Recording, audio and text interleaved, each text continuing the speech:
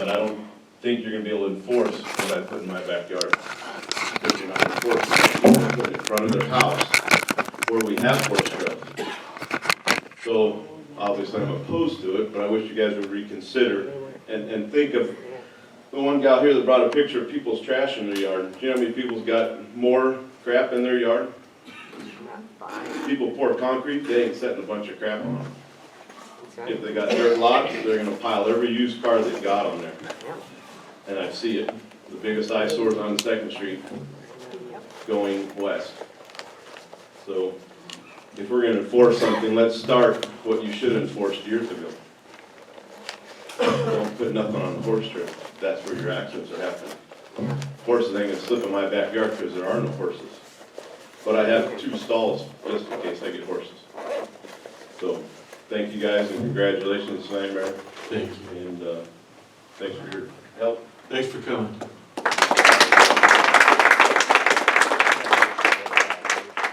Anybody else? I'd like to know. No? You've already spoken. Thank you.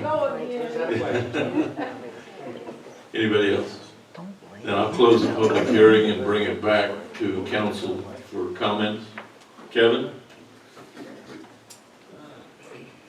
A lot of times what happens is that a council person at the end of a meeting wants to agendize something. And we really try to support those council people because discussions have to take place. That's kind of how this happened. Code enforcement. One of the advantages of living in a town since 1961 is I can remember when residents drove Mrs. Bash out of town. That was her name, because she was trying to do code enforcement. By the way, I think there's probably active cases on all of these. It takes a long time. 5 years ago, there was no money for code enforcement, and I'm going to tell tales out of school. Years ago, 2 councilmen got in a fight over concrete, and that's what killed code enforcement in the city of Norco. Norconians do not like code enforcement. 5 years ago, there was nothing. In fact, that was the first motion I made as a council person was, I'd like to discuss code enforcement and putting some money into that fund. It took 4 years, and I see a lot of people here that volunteered. They call them what, the sign patrol? What were you guys called? Sign Nazis. Sign Nazis. Everybody hated them. But they cleaned up a lot of stuff, and so now we have a situation where we have an excellent code enforcement officer who has the ability to go all the way to court, almost all the way to court, and very experienced. And part of the problem is, I suggest you don't tear up any more letters because we've become very, very aggressive. And but all of that said, my biggest concern is when you pave over the back of your property, what are you doing to your neighbors? Everybody says they have rights, but they never include the rights of the other person. If you don't have permits, let's say for a building or a barn, and that barn falls down, it becomes, I believe, John, a civil matter. Is that correct? It's a civil matter. And then what happens is you look at me and you say, well, why don't I have a code to protect me? If you have and I wish that people were considerate when they pour concrete or when they put in all kinds of hardscape, or when they decide they're going to change the curvature in the back of their arena and flood out their neighbor, but they're not. Part of the reason I'm sitting here today is a 7,000 square foot structure that was built in the place next to me, took out my guest house and all the downstream houses. That's 2/3 the length of a football field, and guess what? To this day, it still doesn't have a permit. I have a policy that I don't talk about anybody within a block of where I live. All of that said, I don't like the 120 square feet. I don't think that this is enforceable. I'm very willing to discuss it. I do believe, and this is just community memory. We do 3 things that we have to preserve no matter what. Believe it or not, we're the last city in the state of California, by law, we build on a half acre. Nowhere else is that true community-wide. And what ensures that is large lots to trails to open space. I do not care if you have a horse in your backyard. What I care about is you have the ability to play soccer with your kids, and you can have a horse at some point. And just to address the one point, we're ripping out encroachments all over the place. We're very aggressively looking at safetifying some of these horse trails. And one of the things we're looking at in the infrastructure meeting is who is responsible for the trail in front of their home. So anyway, as this is written, I'm anxious to hear the discussion, but as this sits, I can't really support this at the moment. Thank you, Mr. Mayor. I've looked at this for 2 days and looked at all the measurements and everything that everybody has suggested to get a permit on, and I still don't agree with it. I think that your property is your property, and I think we have enough rules on what we can have back there and everything, and we don't have enough enforcement to go enforce everybody what they're doing.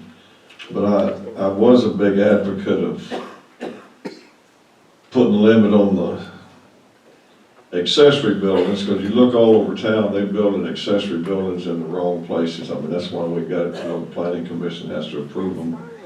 It's where that you can get your vehicles to the back.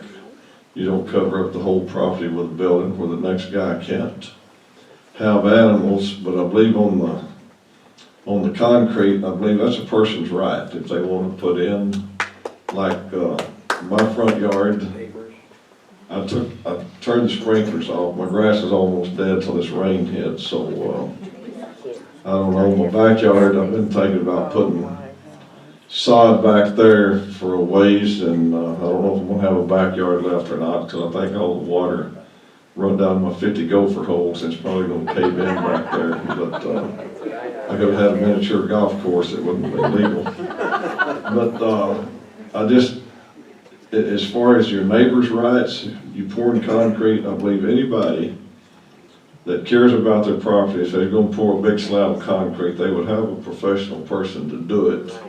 And it would be laid at such a grade that it probably wouldn't encroach wouldn't send the water over your neighbors. If they're smart when they put it in, it'd head it right down the driveway. So I can't support this here. I believe we're stepping on too many people's property rights when we go to require them to get a permit.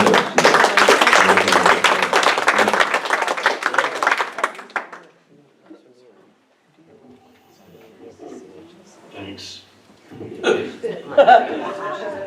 In no particular order. One of the issues I have is that we don't enforce the codes we already have. And the dilemma I have, I understand the intent of this, and it's, we need to protect our animal keeping and the ability to have animals. So that, I get, that I understand. But to have another code written that will never enforce when we have so many on the books that we're not doing anything about. Right. And we all know that if we had this code on Fridays, Saturdays, and Sundays, the unlicensed contractors in town are gonna just do what they do every weekend, and we all see it.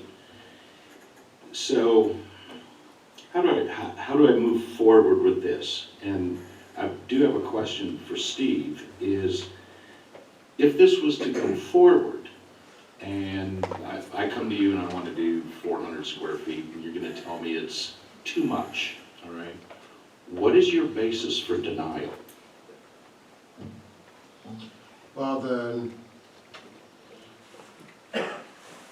as I stated earlier, the decision would go to the planning commission, and the basis for denial would be if, most likely would be there's too much lot coverage, that you're exceeding the 40% coverage. Because while the concrete, as I stated in my report, when it was first adopted, the concrete was considered not to be part of lot coverage. Nonetheless, I don't know that that's a unanimous opinion, and there is sentiment among the approving bodies that concrete is an impediment to animal keeping.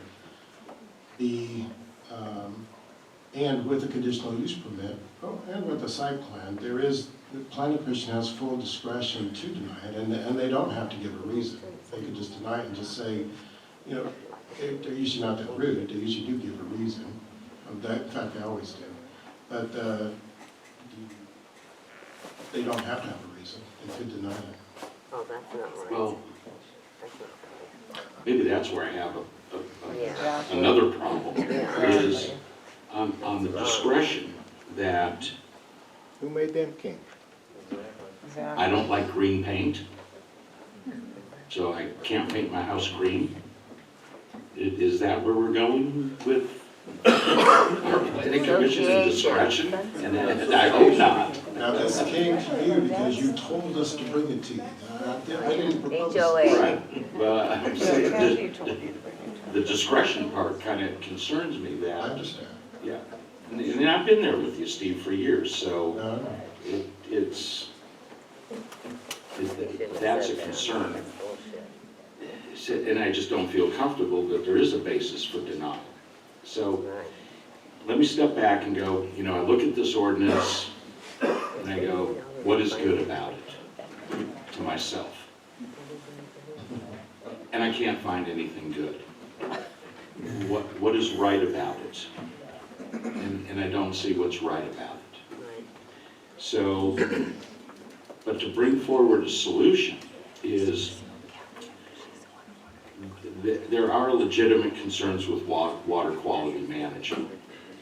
And what I would propose is that instead of permitting and going through a site plan review or a conditional use permit, why doesn't the city just be proactive and bring out like an informational sheet for the residents to say, hey, if you're gonna pour concrete, you know, on your property or in your backyard, take these items into consideration.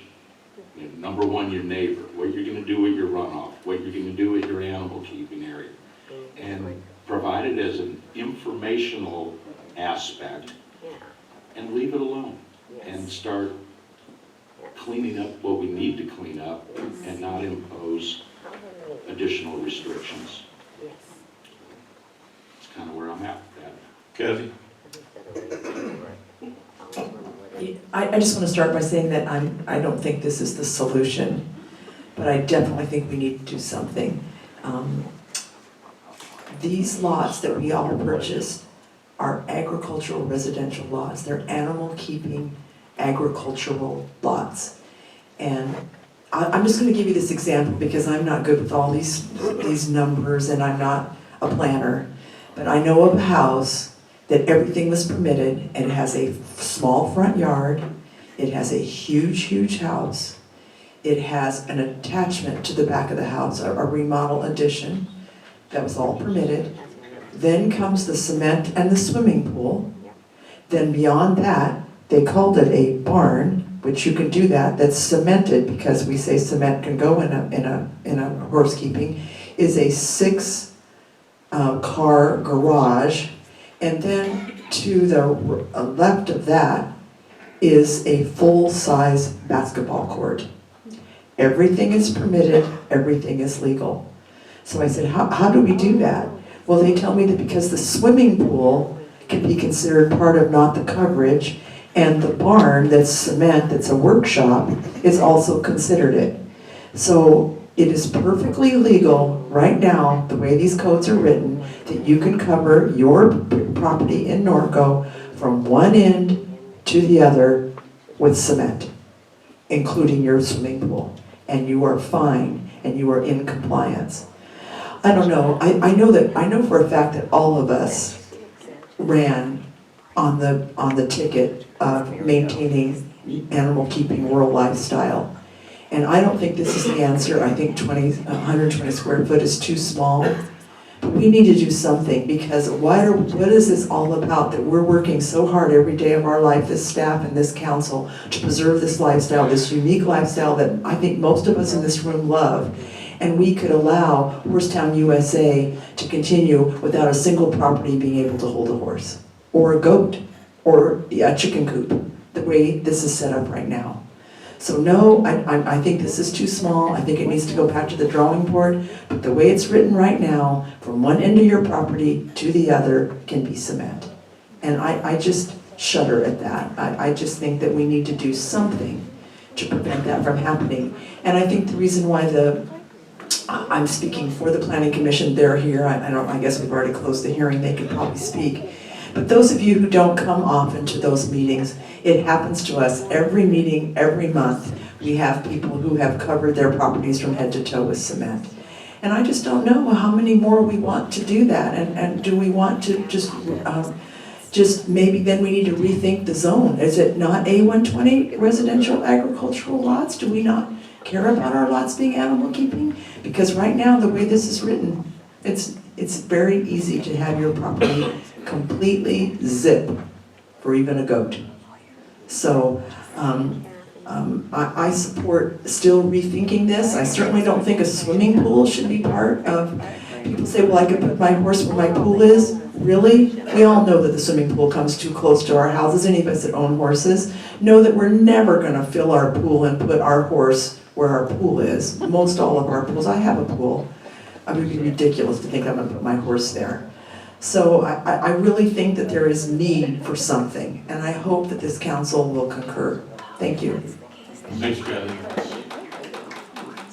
Steve, you actually did a good report, okay? You answered the question that we brought to you, and I haven't changed my position about property owners' rights since 2000 when I first ran, and I doubt if I'm going to change with it.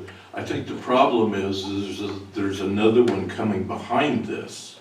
I wish it would have came first with the animal keeping, the primary animal keeping area and the 40% lot coverage. Somehow it got reversed. I'm not going to vote for this. So I'll entertain a motion. I make a motion that we send it back to the Planning Commission as suggested by some of the Norcoians in the audience and try to think of another plan to try to maintain some sort of animal keeping on our agricultural 120 lots. So my motion is to take it back to planning. There's a second? Dies from lack of a second. Is there a motion? I'd like to add on to the one that Kathy just made, that maybe we start looking at, get planning to look at maybe putting PACA on all the property in town. That way we've got so much That's what I said, send it to planning to see what they... speed, or so much space there that we can preserve for animal keeping a lot, and then you could cement whatever you want to and put asphalt. So I'd make that into a motion. Make Restate it a little bit. look at making all the properties in town with a PACA like they are up in the hills. Say, how much, what's the percent on the PACA, Steve, on those half-acre properties? You can cover, for coverage, No, how much space is reserved for a PACA? Just, it's based upon the size of the lot, but it ranges from 2,800 up to 5,000. And the bigger the lot, the bigger the PACA is. okay, so it's percentage. Yes. Okay, so I'd make a motion that we look at, we go to planning or have planning to look at, recommending a PACA on each piece of property in town. Okay, but that's not on this agenda item.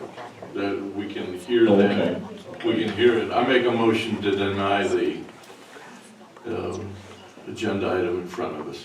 I'll second that. There's a motion and a second to deny. Azevedo, Yes. Bash, Yes. Hannah, Yes. Higgins, Yes, Newton. it's been denied.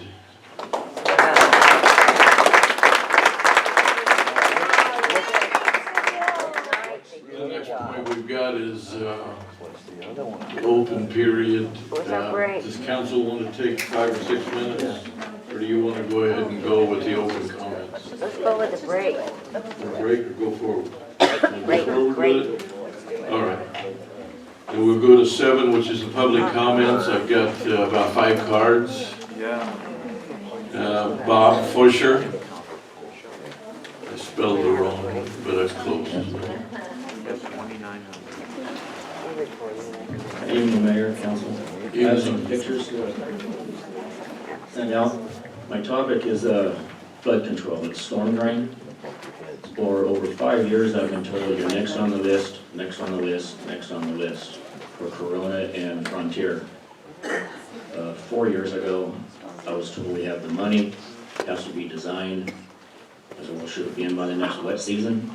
He said, should be, I don't see why not. So I put in a 10,000 square foot colored stamped driveway and had it sealed. Nothing. Some of the council have been out with Public Works and the previous city manager. So this goes back a little ways. As recent as March, I was told we have the money and we're ready to go. It could be starting in a couple months or so, 9 months ago. 3 or 4 council meetings ago on the agenda, there's a couple new streets to get flood control for storm drain. And again, Corona Frontier is passed up. For being next on the list, next on the list, next on the list, I keep wondering why Corona Frontier keeps getting passed over. Thank you. Thank you. Julie Kaczynski.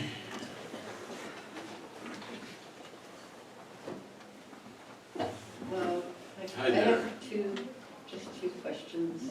One is, I went to, several times I've almost been T-boned at intersections in town.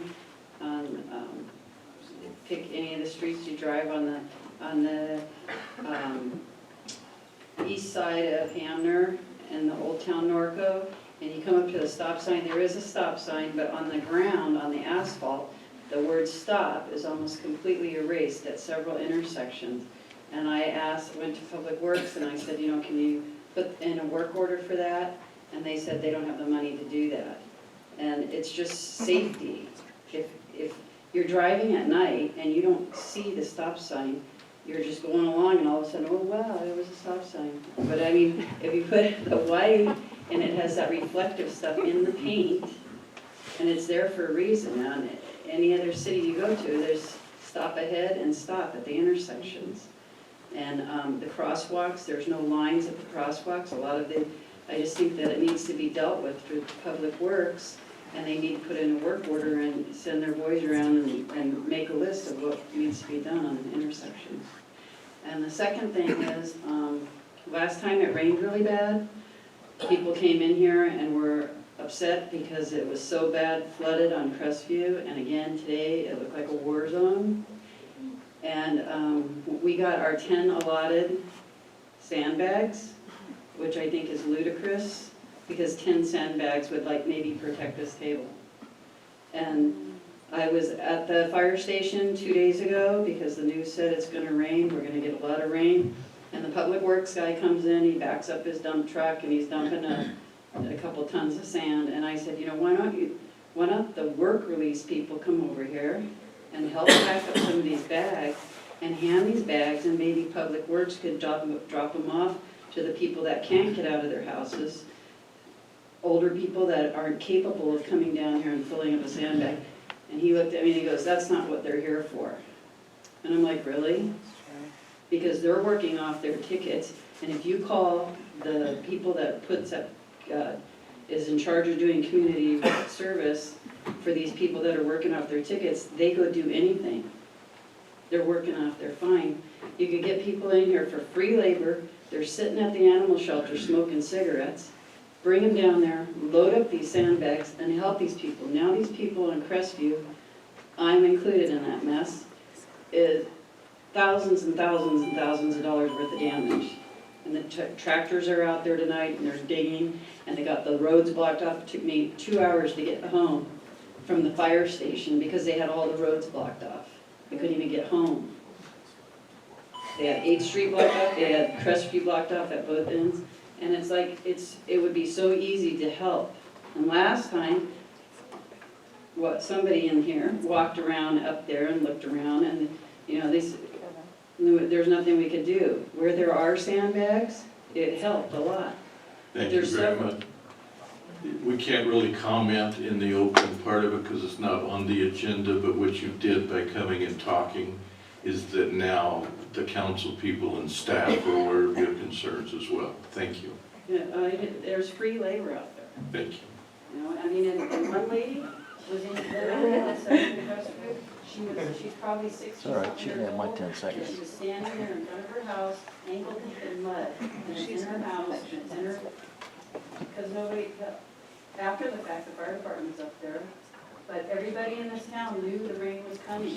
Ankle deep Thank you. tonight, trying to get the mud out. Linda Dixon? Oh, here we go. Good evening. I have something really happy to talk about. This Sunday morning, the Lake Norconian Club Foundation, in conjunction with a few others in town, we're hosting the 8th annual December 7th Pearl Harbor Remembrance. Normally, the last 7 years, we've had this out at the pavilion on the base. This year, we are so blessed to be able to have this in our own community at the new memorial. And because of that, the program that we are planning is going to be quite something, and something to remember, and something to honor our veterans, whether they were actually in combat or support troops, whatever they were. This year, we've decided that we're going to honor our soldiers, and they're going to be honored by other soldiers and veterans. As much as we love the officers and admirals and brass, and we're still welcoming them that day, this is going to be for the ground pounders.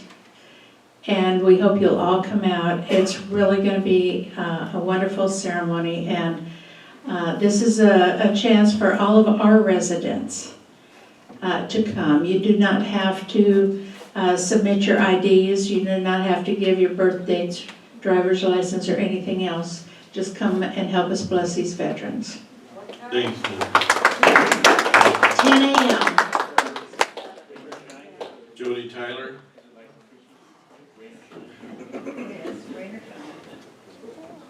Thanks.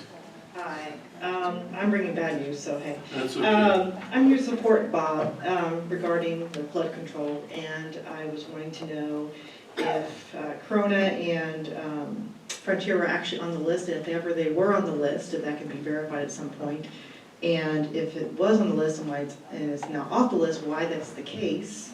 Basically, what's the status on that? Because we have to sandbag our house ever since we've been living there. Our garage floods, now our front porch was flooded this morning. I want to know, what can the city do to help prevent some of this damage? And Bob, our next door neighbor, tons of water flow goes through his property. It floods out his pool. He's got mud in his pool. And, you know, how do you determine which streets get sewer drainage? So if that could be open and available, and maybe it is, that would be nice to know. After the meeting, you can talk to Lori if you'd like. Lori asked you after the meeting. Okay, great. Thank you. Thank you. Lisa Campbell?